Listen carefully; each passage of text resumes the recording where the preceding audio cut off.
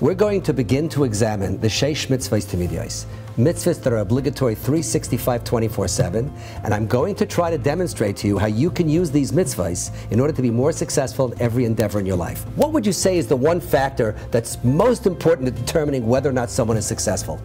I would say if you have two people of equal talents, skills, and ability, and one is motivated and the other is not, the one who's motivated would do better. Motivation is extremely key in being successful in life. Motivation is going to be completely absent in someone who is a kofar in the first of the Six Mitzvos. Because the first of the Six Mitzvos is Leda Ulahamin, to know and to believe sheyesh Sham Elokat, there's a God.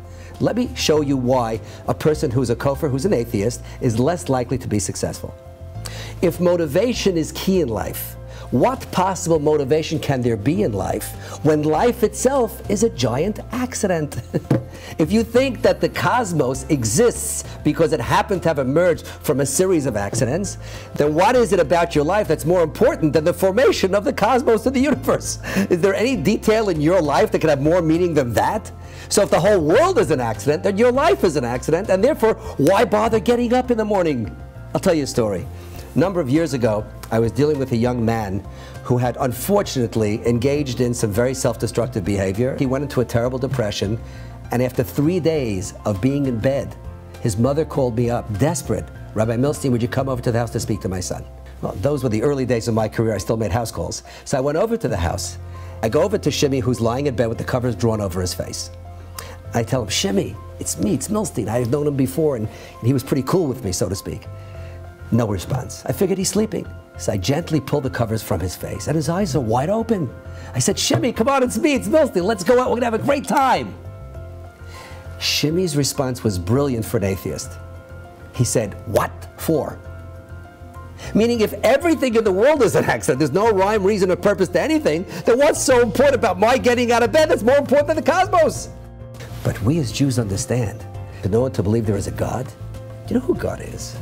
Kadosh Baruch Hu created the heavens and the earth. Kadosh Baruch Hu formed this sphere called the earth and gave it a good spin, and it's still spinning. He put it on a tilt so that we achieve what we call the 4 seasons. He has Mars and Pluto, and every single morning he rolls away the carpet we call the stars, and every single night he reverses the process, and he's got this big sun hanging there every day. He's busy, but he's not too busy to create an essay and a challenge for me this morning that I don't feel like getting out of bed. If the same mind is occupied with both, it's got to be that my getting out of bed is no less important than the entire cosmos. You want motivation? I'll give you motivation. Imagine that everything that you do, every decision that you make, is as important as the entire cosmos. We have a tremendous amount of power in how we affect the universe. Recognize that everything that you do, every decision that you make, every single time that you think a thought, you could be changing the entire cosmos for the better or chas v'shalom for the worse. Your motivation, I'll give you motivation. To the extent that your emunah HaKadosh Baruch Hu is wishy-washy, the extent of your motivation will also be somewhat wishy-washy. Number 1 is Leda Ulahamin, to know and to believe sheyesh Sham Elokat, because you know what? The cosmos depends upon it.